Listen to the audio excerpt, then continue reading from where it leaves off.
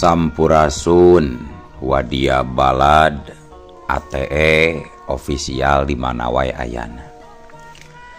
Alhamdulillah wa syukru ala ni'amillah. Kalayan diwuwuh ku qobul anu maha agung, dibarengan ku pangijabah anu maha kawasa, diiring ku kadeudeuh ka Nyaah Gusti anu maha suci.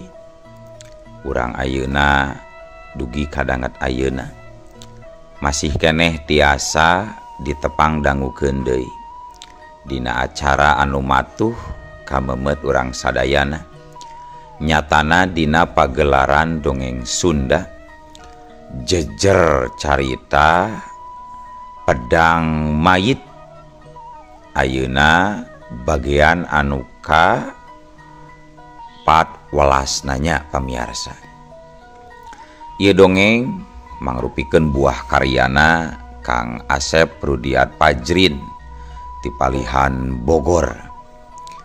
Kangge Kang Asep ngahaturkeun rewu nuhun laksa ketika bingahan, rehna parantos ngintunkeun naskah sakaligus ngawidian mamang kangge medar ieu dongeng dina channel ATE official ieu.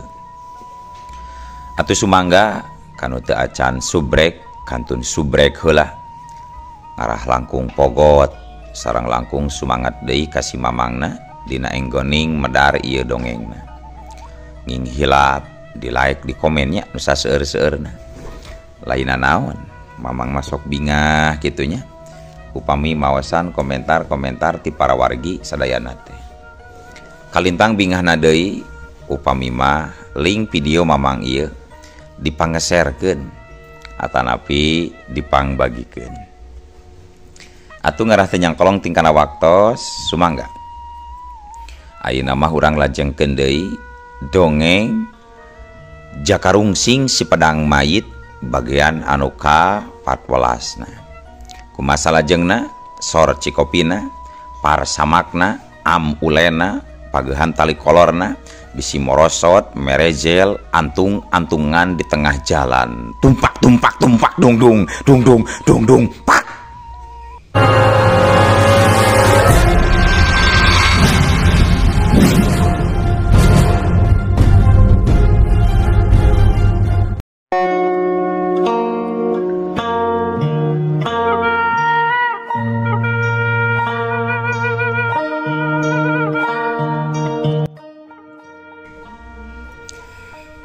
Para wargi sadayana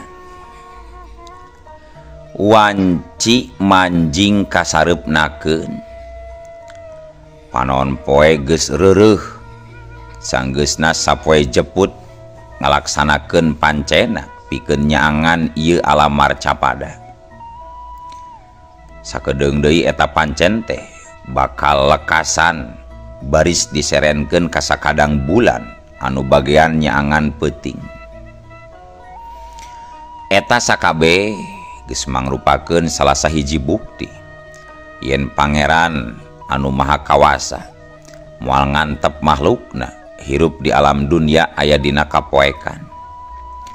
Salila masih keneh hirup mah manusia moal dibere poek, sapoek-poekna alam dunia pasti bakal aya kelemeng-kelemengna acan mah. Dangke oge lamun geus waktuna mah bakal datang hiji mangsa, dimana dina eta mangsa manusia bakal asup ka hiji alam anu kacida mongklengna, anu bisa nyaangan ngan saukur amal hadena sorangan. Caang poekna eta alam gumantung kana laku lampahna salila gumelar hirup di alam dunia.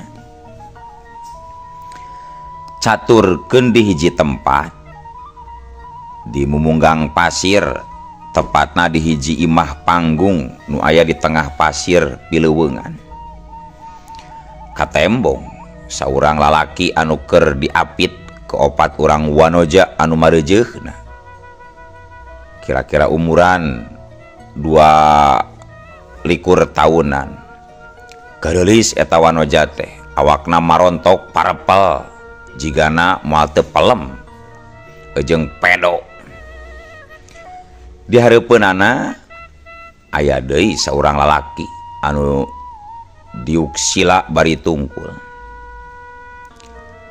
Si lalaki anu keur diapit ku opat wanoja teh kadenge nyarita ka lalaki anu keur ngeluk tungkul di hareupeunana.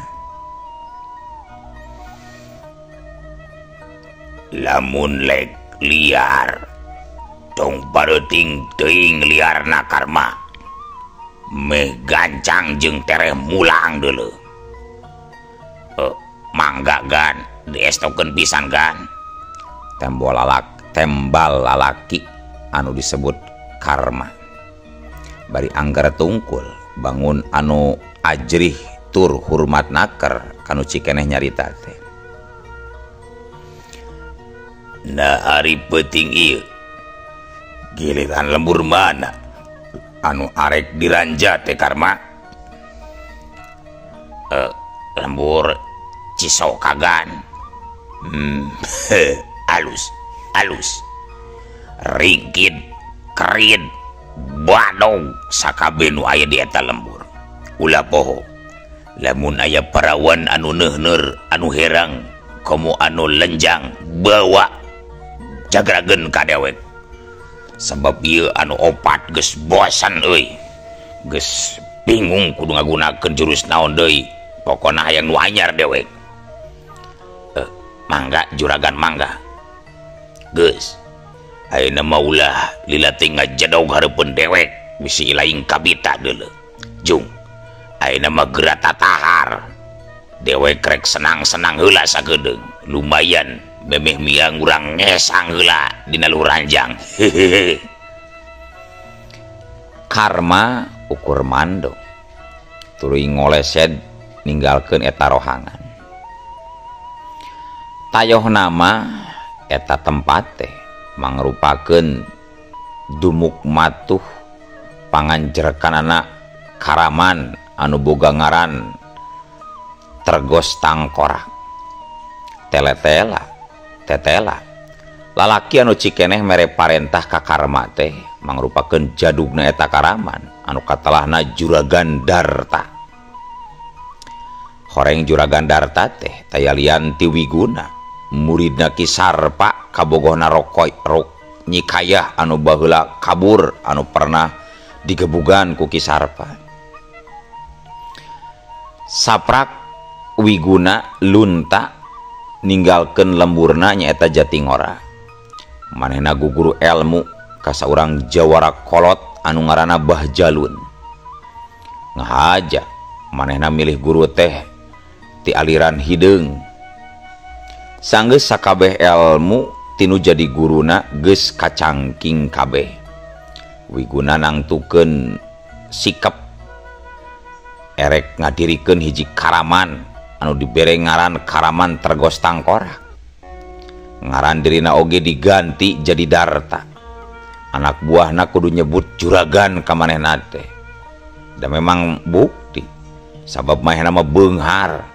Sok sanajan tina hasil babadog jeung rarampok. Buktina we eta imahna nu sakitu agrengna dijieuna tina kai jati golondongan. Pamajikan boga opat sok sanajan meunang ngiwat anak batur. Karaman Tergos Tangkorak teh leuwih telenges tur kejem tibatan Karaman Lodaya Ireng. Sakur nu ngahalangan nu ngalawan geus tangtu pinanggih ajal perlaya ngemasing pati. Rek awewe rek lalaki, rek budak rek kolot, rek aki rek nini, rek bapa rek ibu. Teu saeutik budak leutik oge anu jadi korban katelengesan Karaman eta Lodaya Ireng punten. Karaman Tergos Tangkorak. Sanggeus sosonoan ejeng adu gelajar di luhur ranjang sakaligus jeung opat wanoja. Harita Juragan Darta nitah kaluar ka tilu urang wanoja disesakeun saurang. Sanggeus kitu nalika tilu baladna wanoja geus kaluar sakilat leungeun Juragan Darta siut kerawek. Eta awet teh ditewak saturuna digegel lebah susuna pisan serta dikenyot getihna nepi ka saatna.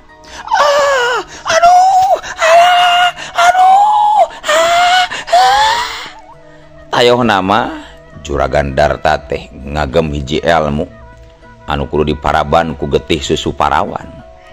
Lamun geus kitu mangka kekuatanana bakal nambahan. Kitu jeung kitu we satuluyna. Jadi nalika manehna keur ngaranjah ka pilemburan pasti kudu menang parawan. Pikeun jadi pamuas nafsu katut nambahan ilmuna. Awewe anu geus dikenyot getih nate tuluy ngulahek teu nyawaan deui. Rangga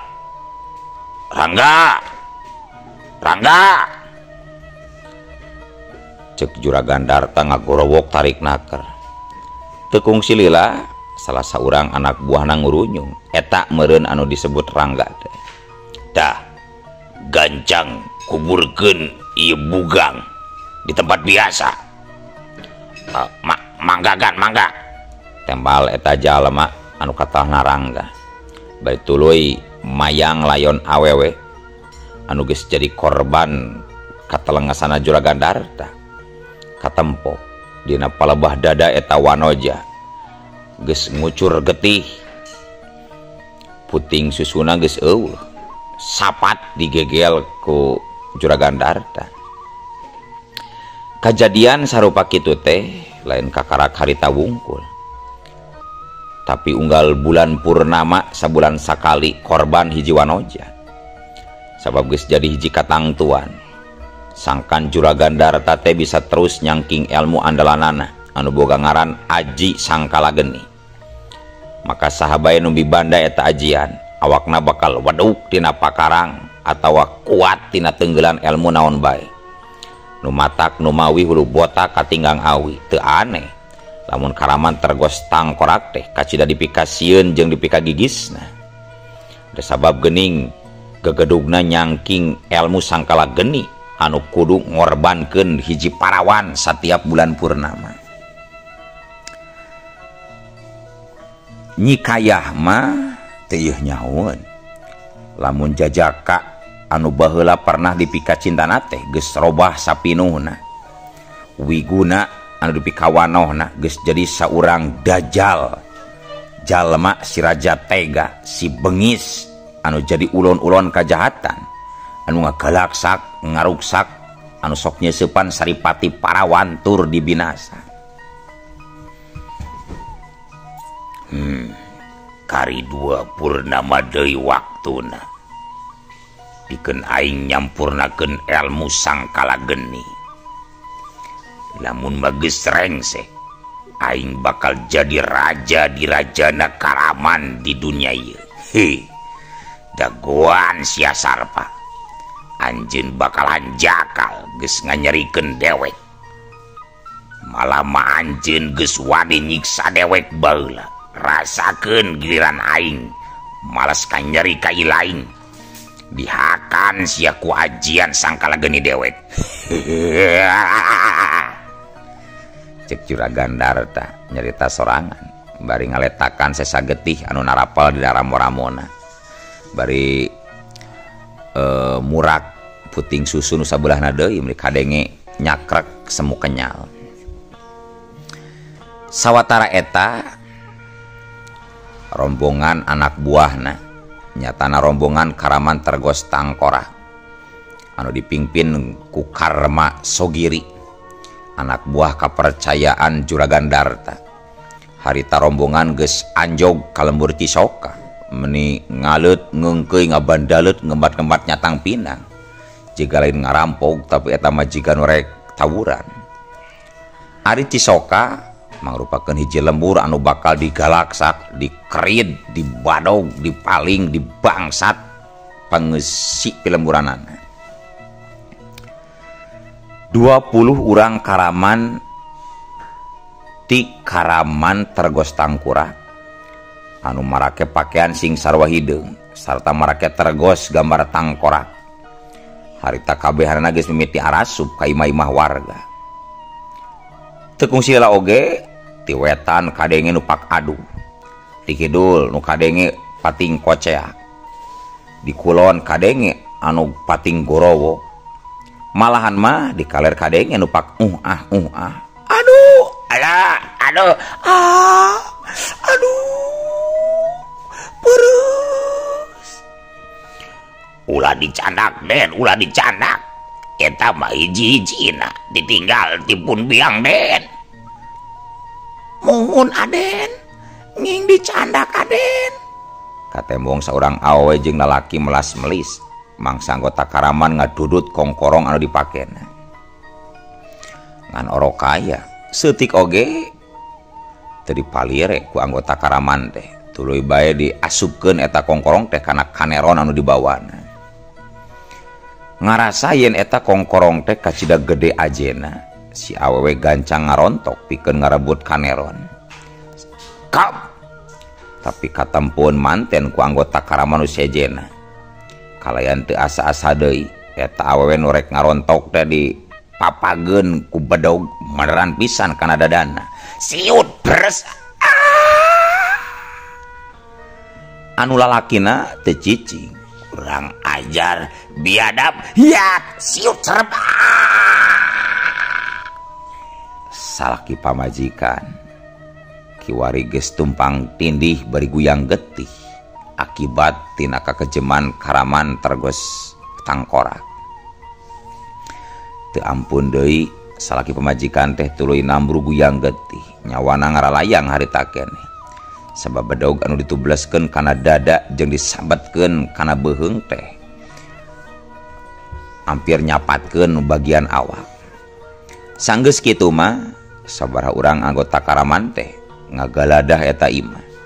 Sakabeh perhiasan, duit, pare kabeh dibawa digubuk dikerin. Kitu jeung kitu we nu dipigawe ku Karaman tergos tangkorak teh dina peuting harita di eta lembur. Teu saeutik nu jadi korban, alatan wawanianan pikeun ngaralawan. Loba anu taratu, loba anu paragat nyawa. Cukup, balik. Gorowokna Karmasogiri.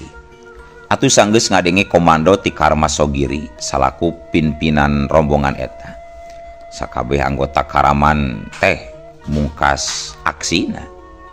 Kabeh tuluy baralik ka markasna. Kalayan hasil nu kawilang muncekil. Saranti duit jeung perhiasan, ingon-ingon kayaning hayam, domba, munding, marmot, ucing, simet, kadal, bayawak diringkin. Pon kitu deui pare, beas jeung cau oge dibarawa. Malahan mah aya jambu, aya buah, aya pakel dibawa. Ngan ari wanoja mah eueuh nu dibawa. Sabab dirasa eueuh piliheun hiji-hiji acan pikeun satorkeuneun kadununganna. Di lembur Cisoka mah parawana galoreng patut. Rajen anu ngorah huntuna ngohngor. Aya nu geulis umurna geus 80 tahun. Jadi eueuh nu kapake. Karaman tergos tangkorak ting keredik ninggalkeun lembur Cisoka. Dipirig ku sorating cererit ting salagruk sarta humaragungna urang pilemburan anu jadi korban. Estu mata ketir kadengena.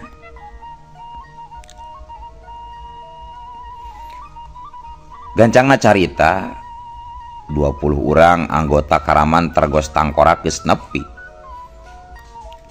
Geus dariuk dihareupeun Juragan Darta. Kadenge Juragan Darta nyarita ngabagiakeun kana Anyar Daratan.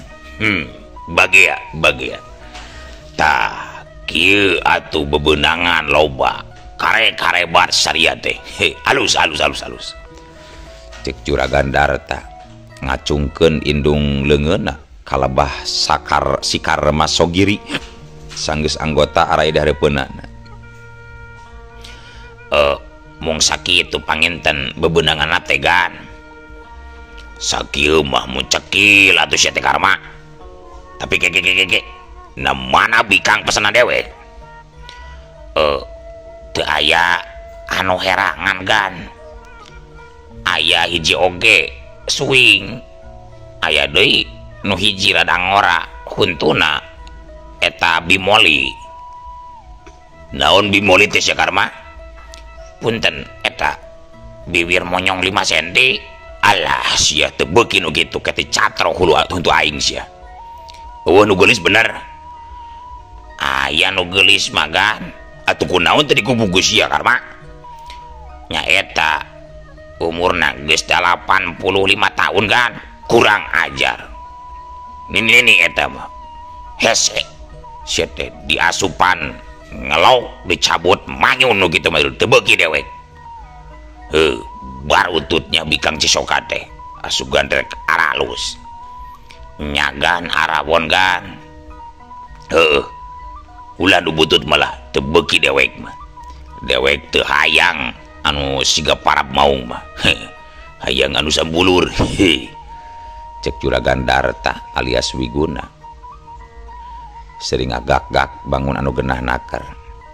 Hatena sugema nampo bebenangan anak buahna anu kawilang mencekil. Cag urang tunda kayaan Juragan Darta anu kiwari jadi gegedugna karaman tergos tangkora. Ayeuna urang caturkeun di tempat sejen Ki Pantrong si Dewa Jamparing anu keur dipaluruh laratanana ku urang lembur Jatingora. Harita teh Ki Pantrong geus kapanggih. Laju dibawa ka Jatingora.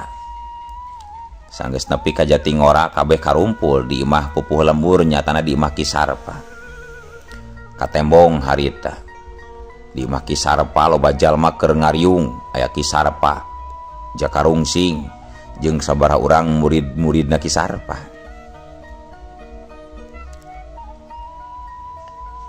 Jadi gitu pangna ilaing didita ka dieu teh Pantrong rek dipenta tulung ku kami cek Ki Sarpa. Abdi mah sanggem bae Ki Pupuh nanging alim upami kedah nyalira mah kaleuweung laranganana hoyong aya nu ngarencangan Ki Pupuh. Nyanaha embung sorangan sieun atawa kumaha Pantrong cek Ki Sarpa kerung. Nya sieun Ki Pupuh apanan terang nyalira leuweung larangan teh katalah sangetna asana can aya jalma anu kungsi wantuneun lebet kadinya mah Ki Pupuh. Borangan geuning ilaing teh Dewa Jamparing nyanggeus atunya ke diantar ku kami hari kitu mah Ki Pantrong. Tah upami sareng salira mah abis sanggem sanes kunaon Ki bilih ayana naon pan abdi mah teu tiasa gelut sareng teu aya rencang pakukumaha deui engkeun di dituna Ki. Lah geus we jeung uing Ki Pantrong lah apanan uing nu butuhna oge jeung wiwinya Ki Pantrongnya. Duh kantenan atuh pami sareng Jang Jaka oge langkung-langkung binga aki janten tambi regreg. Nyalah Ki Pantrong lah tapi eta kira-kirana sanggup teu nya eta Ki Pantrong ngabeunangkeun Ki Jang Kancana bari hirup keneh Ki. Nya mudah-mudahan we sugan aya milikna Jang. Aki mah terus biasa sabenerna mah ngaboro nu karat itu mah aya Jamparing khususna kangge moro nu kitu mah. Komo deui ieu sato ageng cacakan manuk oge nu alit tiasa kenging hirup-hirup ku Jamparing khusus mah Jang. Wah hedet pisan atuh Ki euy siga kumaha eta Jamparing teh Ki. Nu ieu Jang ieu nu ieu cek Ki Pantrong bari ngaluarkeun hiji Jamparing tina kanerona. Misah nendeuna oge eta Jamparing teh teu dihijikeun jeung Jamparing nu sajen. Asa sarua bae geuning Ki Pantrong cek Ki Sarpa nietenan kana eta Jamparing. Nya muhun katawisna mah jiga sarupa Ki Pupuh. Jamparingna mah sami bae jeung Jamparing nu sanes. Oh nya terus Nah make disebut jamparing khusus atuh ki ari sarobay maki asa aya lieuran kawingna ki. Tenang ulah Jang, tenang. Anu ngajantenkeun khusus nama apanan ieu jamparing teh teu seukeut sapertos jamparing nu sanesna. Tah engkena bakal ditambihan ku ieu dina tungtung jamparing teh Jang ieu. Ceki Pantrong bari nuduhkeun hiji barang siga ringkok leutik anu dijieunna tina karet atah. Naon eta teh kieu euy? Tah ieu teh namina racun pamae rasa. Ge eta sato anu keuna ku jamparing teh ku aki bakal diincer lebah irungna. Lamun keuna ieu teh bakal nyakop sarta racunna bakal kaambeug ku eta sato Jang. Racun atuh pae meureun ari ku racun mah aki. Modar meureun Pantrong ari racun mah sia teh kumaha sih Pantrong? Ceki Sarpar da muncereng. Keheula ki pupuh keheula ulah waka ambek bisi tereh kolot. Nyawa aing geus kolot sia teh. Nya tenang ulah waka bendu. Ieu mah racun oge sanes racun kangge ngabinasakeun ki. Nanging mung saukur ngajantenkeun kapiuhan ka sato anu ngambeuna ieu racun. Kitu tah ki pupuh. Oh kitu nya ngarti atuh ari kitu mah dewek ge Pantrong. Ceki Sarpa jadi mesem. Wah bener-bener hebat ki Pantrong teh euy. Paingan disebut dewa jamparing. Apanan lamun geus kapiuhan atawa teu eling mah kari nyokot meureunannya ki eta kijang kinya. Leres kitu pisan Jang. Da moalami ieu kapiuhanana oge paling satengah batangeun ngududun kawung. Lamun ku udud Samsu mah paling oge sakanyot 2 kenyot eta teh moalami. Mana jakal udud Samsuna hese Jang. Tara aya nu nyawer ayeuna mah. Beda jeung kapungkur sok seueur nu nyawer. Nya lumayan we keur akina bisa udud gitu tah. Tapi keun ketang teh nu nyawer ge cukup we ku ududun kawung Jang. Teu kedah ngarepot. Geus lasarki ulah sagala disebut. Geus teu boga udud baye dibere ku dewek deuleuh ki Pantrong. Anjeun main tinggal tenang-tenang we reureuh ka ditu tuh. Isukan nalika rek mangkat ku dewek disadiakeun rokok mah keun teu kudu punta-pentang erakeun sia teh. Mohon mangga ki pupuh mangga nyebingan nu aya we pami kitu mah ki pupuh. Kela geus bae atuh uing jeung ki Pantrong wungkul nu ka dituna ki pupuh mah tong ngilu di dewe ki Sarpa malah. Apanan bisi aya nu boga kepelentingan bisi aya nu kapentingan ka aki nu rek nyieun akte nu rek nyieun kakak nu rek meneran KTP anu rek kawin. Jadi lamun mangkat akinya kumaha engke ki geus we lah uing jeung ki Pantrong jeung nadeui piraku salaku pupuh rek tega ninggalkeun ieu lembur ki. Teu nanaon Jang Jaka teu nanaon. Irahana deui atuh aki bisa males kahadean ka Jang Jaka teh lamun lain ayeuna mah Jang. Perkara lembur mah aya barudak ieu keun nu rek kawin mah titah daguan heula aki sadatangna. Ulah pamali ki pamali lembur ditinggalkeun mah ki bisa aya nu ngagotong ke nyaho-nyaho ieu lembur geus pindah ki. Perkara mulang tarima mah sakieu oge geus dianggap mahi kuing mah ki geus ki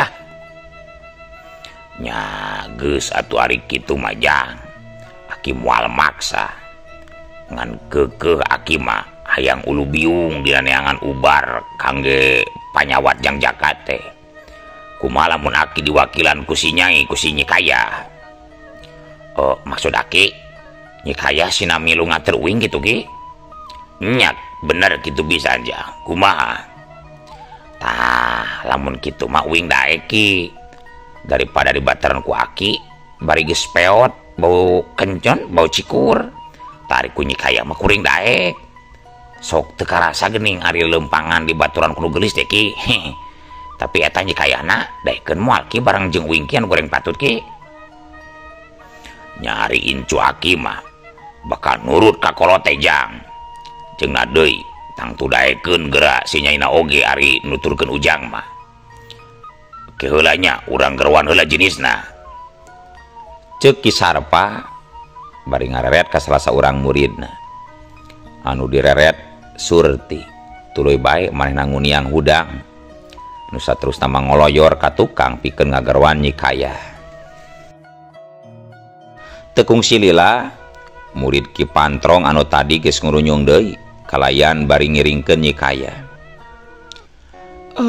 Bade aya pikeun naon Abah? Abah teh aya pangabutuh ka Nyai. Pangabutuh naon, Bah? Tapi da engke we lah isuk deui. Ayeuna mah waktuna geus teu kaburu. Kaburu biak manten waktuna Nyai. Olo. Waktosna kabujeng seep wadia balad dongeng ATE ofisial. Keun atunya ieu dongeng teh urang cekapkeun we heula dugi ka dieu. Insyaallah enjing pageto baris dilajengkeun deui. Atuh ku kitu ku kieuna mamang sejamit mungkur amit mundur ti payuneun para wargi sadayana. Hayu ah. Assalamualaikum warahmatullahi wabarakatuh.